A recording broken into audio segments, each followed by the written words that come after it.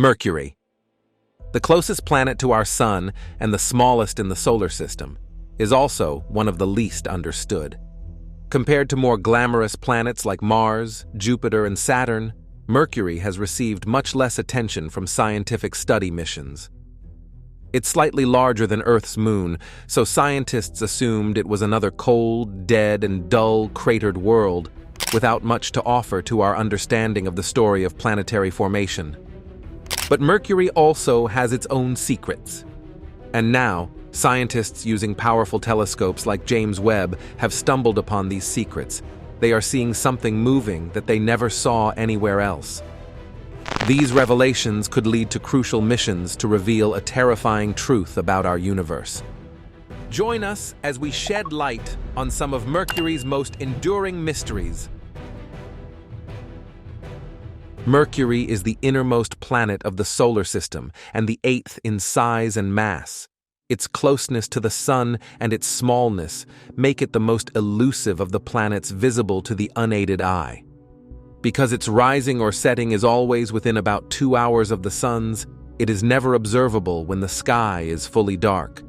The difficulty in seeing it notwithstanding, Mercury was known at least by Sumerian times, some 5,000 years ago. In classical Greece, it was called Apollo when it appeared as a morning star just before sunrise, and Hermes, the Greek equivalent of the Roman god Mercury, when it appeared as an evening star just after sunset. Hermes was the swift messenger of the gods, and the planet's name is thus likely a reference to its rapid motions relative to other objects in the sky. Even in more recent eras, many sky observers passed their entire lifetimes without ever seeing Mercury. It is reputed that Nicolaus Copernicus, whose heliocentric model of the heavens in the 16th century, explained why Mercury and Venus always appear in close proximity to the Sun, expressed a deathbed regret that he had never set eyes on the planet Mercury himself. Until the last part of the 20th century, Mercury was one of the least understood planets, and even now the shortage of information about it leaves many basic questions unsettled.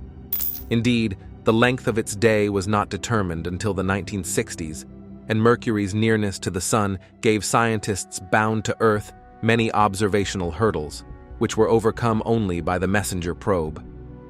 Messenger was launched in 2004, flew past the planet twice in 2008 and once in 2009, and settled into orbit in 2011. It mapped the entire surface of Mercury before crashing into the planet in 2015. Mercury's proximity to the Sun has also been exploited to confirm predictions made by relativity theory about the way gravity affects space and time. At first glance, the surface of the planet looks similar to the cratered terrain of the Moon, an impression reinforced by the roughly comparable size of the two bodies. However, Mercury is far denser, having a metallic core that takes up about 61% of its volume, compared with 4% for the Moon and 16% for Earth. Moreover, its surface shows significant differences from lunar terrain, including a lack of the massive dark-colored lava flows known as Maria and the presence of buckles and scarps that suggest Mercury is shrinking. Mercury is an extreme planet in several respects. Because of its nearness to the Sun, its average orbital distance is 58 million kilometers. It has the shortest year, a revolution period of 88 days, and receives the most intense solar radiation of all the planets. With a radius of about 2,440 kilometers, Mercury is the smallest major planet, smaller even than Jupiter's largest moon, Ganymede, or Saturn's largest moon, Titan. In addition, Mercury is unusually dense. Although its mean density is roughly that of Earth's, it has less mass and so is less compressed by its own gravity. When corrected for self-compression, Mercury's density is the highest of any planet. Nearly 2/3 of Mercury's mass is contained in its largely iron core, which extends from the planet's center to a radius of about 2,100 kilometers, or about 85% of the way to its surface. The planet's rocky outer shell, its surface crust and underlying mantle, is only some 300 kilometers thick. As seen from Earth's surface, Mercury hides in dusk and twilight, never getting more than about 28 degrees in angular distance from the Sun. It takes about 116 days for successive elongations, that is, for Mercury to return to the same point relative to the Sun in the morning or evening sky. This is called Mercury's synodic period. Its nearness to the horizon also means that Mercury is always seen through more of Earth's turbulent atmosphere, which blurs the view. Even above the atmosphere, orbiting observatories such as the Hubble Space Telescope are restricted by the high sensitivity of their instruments from pointing as close to the Sun as would be required for observing Mercury. Because Mercury's orbit lies within Earth's, it occasionally passes directly between Earth and the Sun. This event, in which the planet can be observed telescopically or by spacecraft instruments as a small black dot crossing the bright solar disk, is called a transit, see eclipse, and it occurs about a dozen times in a century. The next transit of Mercury will occur in 2019. Mercury also presents difficulties to study by space probe. Because the planet is located deep in the Sun's gravity field, a great deal of energy is needed to shape the trajectory of a spacecraft to get it from Earth's orbit to Mercury's, in such a way that it can go into orbit around the planet or land on it. The first spacecraft to visit Mercury, Mariner 10, was in orbit around the Sun when it made 3 brief flybys of the planet in 1974-1975. In developing subsequent missions to Mercury, such as the U.S. Messenger spacecraft launched in 2004, spaceflight engineers calculated complex routes, making use of gravity assists from repeated flybys of Venus and Mercury over the course of several years. In the Messenger mission design, after conducting observations from moderate distances during planetary flybys in 2008 and 2009, the spacecraft entered into an elongated orbit around Mercury for close-up investigations in 2011. In addition, the extreme heat, not only from the Sun but also re-radiated from Mercury itself, challenged spacecraft designers to keep instruments cool enough to operate. Regardless, as the saying, "travel broadens the mind," scientific knowledge about Mercury was greatly increased by Mercury flybys. For instance, a completely unexpected discovery made by Mariner 10 was that Mercury possessed a magnetic field. Planets theoretically generate magnetic fields only if they spin quickly and possess a molten core. But Mercury takes 59 days to rotate and is so small, just roughly 1/3 Earth's size, that its core should have cooled off long ago. An unusual interior could help to explain the differences in Mercury's magnetic field when compared to Earth. Observations from Messenger revealed that the planet's magnetic field is approximately 3 times stronger in its northern hemisphere than in its southern. Scientists suggest that Mercury's iron core may be turning from liquid to solid at the core's outer boundary rather than the inner. In the words of Christopher Russell, a professor at the University of California, Los Angeles, who co-authored that model, "It's like a snowstorm in which the snow formed at the top of the cloud and middle of the cloud and the bottom of the cloud too. Our study of Mercury's magnetic field indicates iron is snowing throughout this fluid that is powering Mercury's magnetic field." The discovery in 2007 by Earth-based radar observations that Mercury's core may still be molten could help explain its magnetism, though the solar wind may play a role in dampening the planet's magnetic field. Although Mercury's magnetic field is just 1% the strength of Earth's, it is very active. The magnetic field in the solar wind, the charged particles streaming off the Sun, periodically touches upon Mercury's field, creating powerful magnetic tornadoes that channel the fast, hot plasma of the solar wind down to the planet's surface. In addition, Mariner 10's spectral measurements showed that Mercury has an extremely tenuous atmosphere. And that's really surprising. Previously, scientists still believed that a planet as small and as hot as Mercury has no possibility of retaining a significant atmosphere, if it ever had one. To be sure, Mercury's surface pressure is less than 1/trillionth that of Earth. Nevertheless, The traces of atmospheric components that have been detected have provided clues about interesting planetary processes. Mariner 10 found small amounts of atomic helium and even smaller amounts of atomic hydrogen near Mercury's surface. These atoms are mostly derived from the solar wind, the flow of charged particles from the Sun that expands outward through the solar system, and remain near Mercury's surface for very short times, perhaps only hours, before escaping the planet. Mariner also detected atomic oxygen, which, along with sodium, potassium, and calcium, discovered subsequently in telescopic observations, is probably derived from Mercury's surface soils or impacting meteoroids and ejected into the atmosphere either by the impacts or by bombardment of solar wind particles. The atmospheric gases tend to accumulate on Mercury's night side, but are dissipated by the brilliant morning sunlight. Many atoms in Mercury's surface rocks and in its tenuous atmosphere become ionized when struck by energetic particles in the solar wind and in Mercury's magnetosphere. Unlike Mariner 10, the Messenger spacecraft had instruments that could measure ions. During Messenger's first flyby of Mercury in 2008, many ions were identified, including those of oxygen, sodium, magnesium, potassium, calcium, and sulfur. In addition, another instrument mapped Mercury's long, comet-like tail, which is prominently visible in the spectral emission lines of sodium. Although the measured abundances of sodium and potassium are extremely low, from hundreds to a few tens of thousands of atoms per cubic centimeter near the surface, telescopic spectral instruments are very sensitive to these two elements, and astronomers can watch thicker patches of these gases move across Mercury's disk and through its neighborhood in space. Where these gases come from and go was primarily of theoretical rather than practical importance until the early 1990s.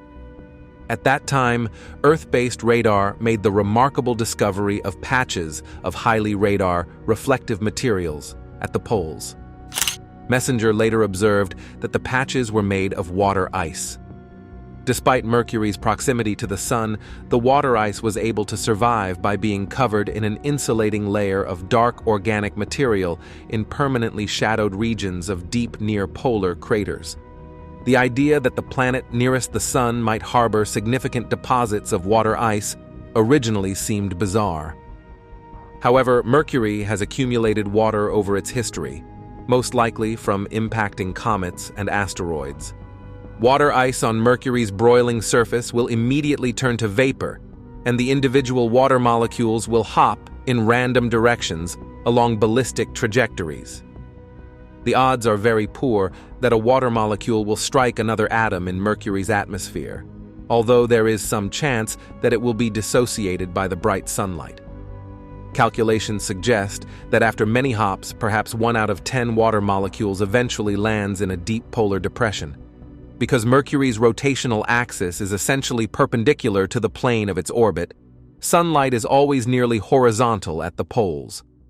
Under such conditions, the bottoms of deep depressions remain in permanent shadow and provide cold traps that hold water molecules for millions or billions of years. Gradually, a polar ice deposit builds up. The susceptibility of the ice to subliming away slowly is reduced because it is cloaked by an insulating debris layer, or regolith, about 10 to 20 centimeters thick, made of organic compounds that also arrived on Mercury in cometary and asteroidal impacts. Another significant feature, Mercury speeds around the Sun every 88 Earth days, traveling through space at nearly 180,000 kilometers per second, faster than any other planet. Its oval-shaped orbit is highly elliptical, taking Mercury as close as 47 million kilometers and as far as 70 million kilometers from the Sun. If one could stand on Mercury when it is nearest to the Sun, it would appear more than 3 times as large as it does when viewed from Earth. Oddly, due to Mercury's highly elliptical orbit and the 59 Earth days or so it takes to rotate on its axis, when on the scorching surface of the planet, the Sun appears to rise briefly, set, and rise again before it travels westward across the sky. At sunset, the Sun appears to set, rise again briefly, and then set again. In 2016, a rare transit of Mercury happened, where the planet crossed the face of the Sun as seen from Earth. Mercury's transit may have yielded secrets about its thin atmosphere, assisted in the hunt for worlds around other stars, and helped NASA hone some of its instruments. As Mercury takes just Earth days to orbit the Sun, and Earth takes 365 days, approximately 3 or 4 times a year, Mercury overtakes Earth during its trip around the Sun, and an optical illusion occurs. Mercury appears to move backward across the sky for about 3 weeks.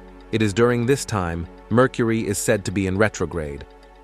Astrologers consider Mercury in retrograde to be a time of misfortune and miscommunication, as the perceived backward motion interferes with the planet's rules. The next complication to the puzzle involving Mercury is that the large global scarps and wrinkles first spotted by Mariner 10 were also spotted by Messenger, along with much smaller version if the same structures. The scarps, first identified in 1974 and 1975, are hundreds of kilometers long and several kilometers tall, enormous cliffs towering over the landscape. The latest observations supplement those with scarps a few kilometers long and only tens of meters tall, and more importantly, geologically young. The larger scarps are ancient and softened by the passage of time, but the smaller ones are crisp and fresh, likely formed within the last tens of millions of years. This suggests that instead of being cold and dead, Mercury is still geologically active today as a hot core cools, the planet shrinks, and the surface crumples. But the story of Mercury gets stranger still. When mapping the geology of Mercury's surface, Messenger found distinct regions of unique geochemistry, a mix of terrains instead of a single, roughly similar surface. The spacecraft also spotted delicate volatiles like potassium and uranium, chemicals that should have been destroyed by the enormous heat of a crust-shearing collision or the scorching heat of a crust-boiling sun. By their very presence, these chemicals argued against either theory for Mercury's oddly large core, leaving scientists scrambling for a new theory. More data poured in from Messenger, with scientists identifying pyroclastic flows that could only be the result of explosive volcanism of lava mixed with volatile gases like water and carbon dioxide. More chemicals scientists didn't expect in abundance on a planet so near the Sun. Soon after, the spacecraft's radar spotted water ice lurking in the shadows of polar craters, reminiscent to the ice hiding in polar craters of our Moon. The Messenger mission came to an end in 2015, the spacecraft running out of fuel and deliberately crashing into the planet. Now scientists are left analyzing and reanalyzing the data from its 4,005 orbits to try to piece together a new explanation for how Mercury formed that pull all these pieces together. But in all the mysteries lays a tantalizing new possibility for investigating this deceptively simple planet: quakes. If Mercury truly does have a hot, liquid core and is geologically active today, every time the crust moves to create a new ridge or wrinkle, a quake releases seismic waves propagating through the planet. On Earth, we detect that seismic energy with seismometers, observing the speed and distribution of the waves to map the planet's interior. Astronauts did the same thing on a smaller scale during the Apollo missions, observing moonquakes to understand what was going on below the surface. Scientists are planning to apply the same trick on Mars, sending a seismometer on NASA's delayed InSight lander to peer into the interior or Mars. This same idea could work on Mercury, with observations of seismic waves pinning down the true size and structure of the core, and detecting if, like the Earth, it has a warm liquid outer core around a solid interior.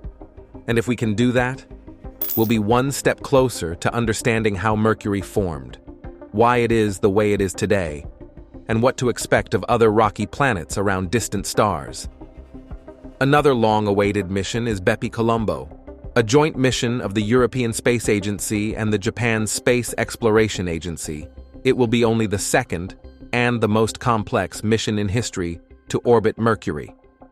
Its 2 orbiters, the European Mercury Planetary Orbiter and the Japanese Mercury Magnetospheric Orbiter, carry a combined 16 scientific instruments that will help shed light on some perplexing questions.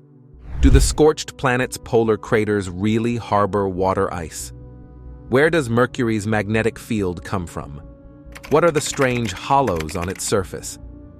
The mission, launched on October 19, 2018, is expected to reach Mercury in 2025, after a complicated 7-year journey, which requires 9 flyby maneuvers, including 1 at Earth, 2 at Venus, and 6 at Mercury itself. These flybys slow down the spacecraft against the gravitational pull of the Sun so that it can safely enter the orbit around the innermost planet of the solar system.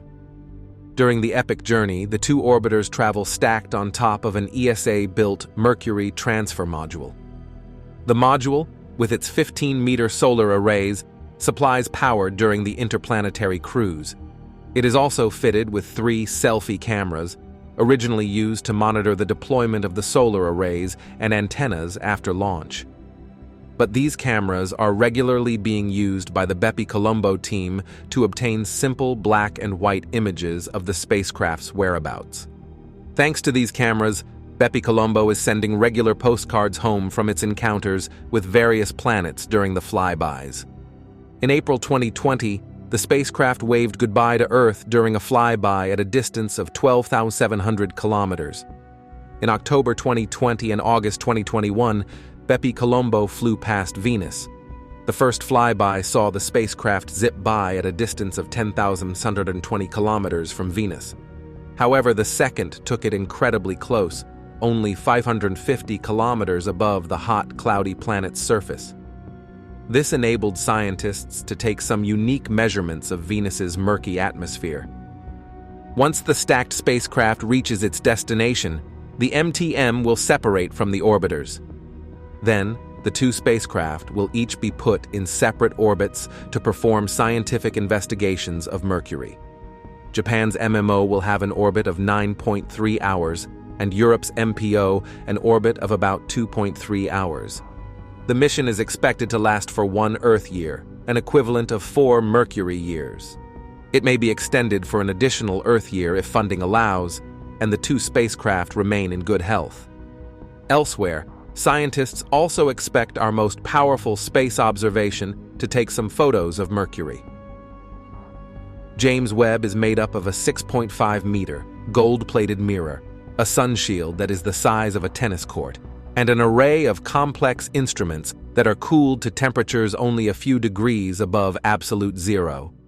These features allow the telescope to observe the heavens in infrared radiation, revealing details of the universe just after its Big Bang birth 13.8 billion years ago, and images of stars being born in dust clouds. However, the telescope is providing science with a further gift. For infrared radiation also turns out to be ideal for studying extrasolar planets, or exoplanets, as worlds that orbit other stars are known. But how can Webb analyze exoplanets' atmospheres? We all know that measuring a planet's atmosphere from hundreds or thousands of light years away is not as daunting as it may sound, though it certainly requires specialized instruments and rigorous techniques. One method is known as transmission spectroscopy. Here's how it works. Webb will first observe the star itself to obtain its spectrum. Next, Webb will wait until the exoplanet passes in front of its star and then measure another spectrum. At this point, the exoplanet will be backlit, which means the light of the star filters through the planet's atmosphere toward Webb. The planet's atmosphere will absorb some of that starlight, which will appear as dips in the spectrum. When researchers subtract the spectrum of the star from the combined spectrum of the star and the exoplanet, they are able to isolate which light was absorbed when it passed through the exoplanet's atmosphere. Next, they will compare the light absorption dips with extensive references that detail the light absorption of every molecule we've witnessed on Earth to determine which molecules are present in the exoplanet's atmosphere. An early target for astronomers using the James Webb has been TRAPPIST-1, a small, cool star of a type known as a red dwarf. 40 light-years from Earth, it has a family of 7 small rocky worlds, 3 of them lying within a region known as the habitable zone. Here, conditions are not too hot and not too cold to prevent water from existing as a liquid, a prime requirement for life to flourish, say astrobiologists. However, analyses using the James Webb of two of the star's innermost planets, TRAPPIST-1b and TRAPPIST-1c, have revealed they possess either no atmosphere or only a very thin one. Further Webb studies of the rest of the system are now being planned. TRAPPIST-1's system still looks promising if you are seeking a world that might support life, said astronomer Dr. Joe Barstow of the Open University. However, one special problem does affect studies of stars like TRAPPIST-1.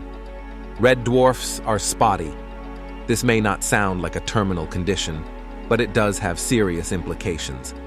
As Barstow said, our own sun has sunspots that are associated with intense solar activity, but it has relatively few. By contrast, TRAPPIST-1 has dozens of spots that change all the time, and that makes it very difficult to differentiate between these and features of a planet's atmosphere. The TRAPPIST-1 system is not going to give up its secrets easily. Ultimately, astronomers using the Webb telescope to seek out signs of extraterrestrial life are looking for a set of biological markers known as the Big Four: oxygen, carbon dioxide, water, and methane. Their presence in the atmosphere of an exoplanet would be a strong sign that life of some kind exists there. The life of the James Webb Space Telescope promises to be an intriguing one and lengthy. James Webb's flight on an Ariane 5 rocket from the European Space Agency's launch pad in Kourou in French Guiana to its current position in orbit round the Sun was near flawless. The observatory used very little fuel to maneuver itself into its exact target location, and that means there will be extra to allow the telescope to orient itself for far longer than anticipated.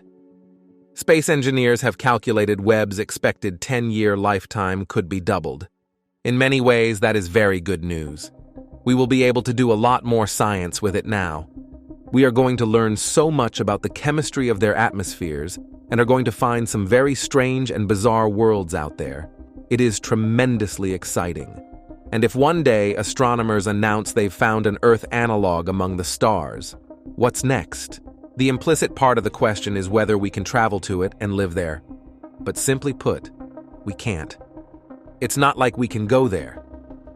There's no USS Enterprise we can use to warp over to the nearest Earth 2.0, and without faster-than-light travel, it would be a long trip. Even the fastest spaceship ever launched would take the better part of a millennium to get to the nearest star system, Proxima Centauri, which does actually host an Earth-sized planet that might be within our range of acceptability. Better pack a lunch. So many sci-fi movies tell us we need to evacuate Earth that it's a trope. This idea is far more fi than sci, though. Humanity increases its number by more than 70 million people every year.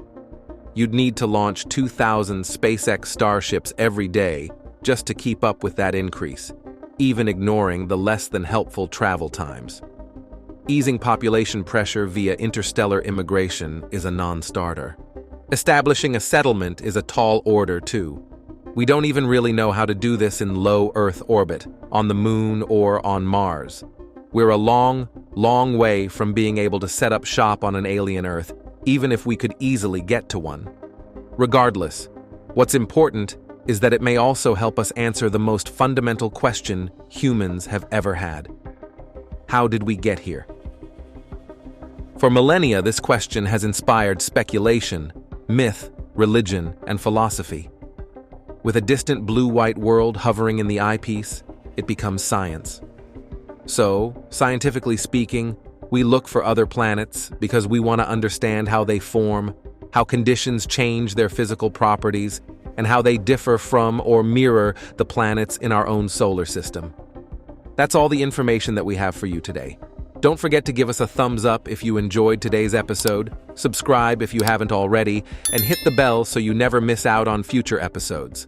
And be sure to also tell us what you think about today's content. Everyone's support motivates us to continue delivering quality content and to always improve. As always, thanks for watching, and we will see you next time.